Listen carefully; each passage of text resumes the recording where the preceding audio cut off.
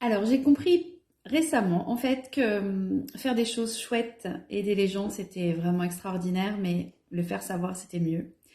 Et effectivement, depuis l'ouverture de mon cabinet, j'ai la chance d'avoir vécu des transformations vraiment notables auprès de clients de 2 à 96 ans, la dernière avant-hier.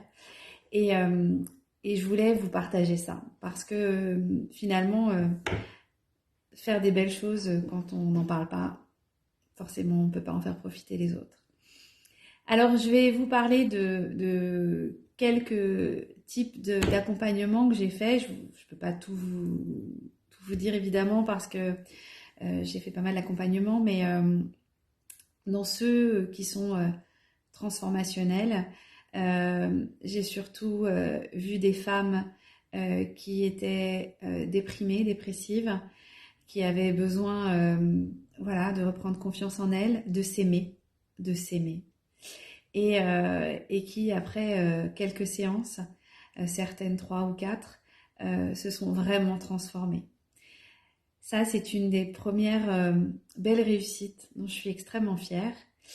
J'ai aussi accompagné des personnes qui étaient dans des recherches de buts, d'objectifs. Et là, j'ai pu utiliser les outils de coaching pour ça. Des personnes qui partaient en retraite ou des personnes qui voulaient changer d'orientation professionnelle et qui avaient besoin de savoir quoi mettre en place, qui elles étaient, puisque c'est difficile de savoir quand on est défini par son métier, c'est extrêmement difficile de savoir où on peut aller demain et ce qu'on va faire du reste de notre vie quand on commence à envisager la retraite ou quand on est déjà en retraite. Et puis, deux autres spécificités que je veux vous témoigner. Quand j'ai commencé mon activité, jamais j'aurais imaginé que j'aurais des personnes âgées. Et j'ai eu maintenant une petite dizaine de personnes âgées. Alors, âgées, c'est de 60 à 96 ans la dernière. Euh, et ce que j'ai pu voir chez ces personnes de plus de 90 ans m'a fait prendre conscience que on s'attache pas assez au bien-être de nos anciens et donc de laisser parler, mais aussi de permettre de soulager des maux, des douleurs, de mieux dormir, de régler des problèmes d'énurésie notamment, etc. Ça, eh bien, c'est une belle découverte que j'ai faite dans mon métier et j'en suis extrêmement fière. Et puis, j'ai eu aussi l'occasion d'accompagner des personnes avec des traumas lourds, des personnes qui ont été abusées sexuellement, qui ont assisté à des suicides et qui ont pu se libérer de ces traumas. Et enfin, j'ai eu l'occasion récemment d'accompagner des hommes. Je pensais que j'accompagnerais surtout des femmes, mais j'ai accompagné des hommes, mais plus que ce que je l'imaginais.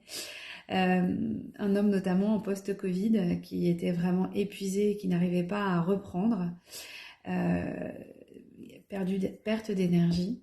Et donc, sa femme étant une de mes clientes, il m'a fait confiance et le lendemain de la séance, il était en train de jardiner et il avait récupéré son énergie et tous ses problèmes gastriques au passage se sont envolés. Voilà, donc je voulais vous témoigner ça.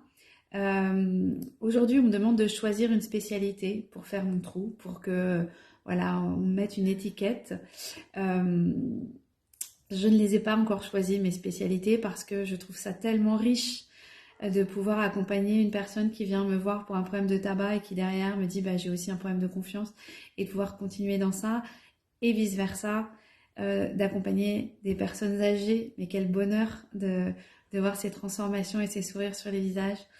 Voilà, donc pour l'instant j'en suis à cette étape-là de praticienne installée depuis presque un an et qui a une boîte à outils vraiment très riche en hypnose, en naturopathie, en médecine chinoise, en EMDR, toutes les techniques de thérapie brève, et également en coaching. Toutes ces techniques de coaching qui vous permettent de vous poser les bonnes questions, Et la grosse différence entre un thérapeute et un coach, c'est le thérapeute, il travaille le avant, les problèmes d'avant, et le coach, il travaille sur ce qu'on va mettre en place pour le après. Et moi, je crois que je me situe en tant qu'hypno-coach, en tant qu'accompagnante, naturo-énergéticienne, entre ces deux-là. C'est-à-dire qu'en fonction de la problématique, on va aller chercher avant pour aller devant. Et ça, j'en suis extrêmement fière. Voilà, je voulais vous partager ça. Peut-être un peu long, il paraît qu'il ne faut pas plus d'une minute, mais c'est pas grave. Je l'ai fait et je vous souhaite une belle continuation. Merci de m'avoir écouté, à bientôt.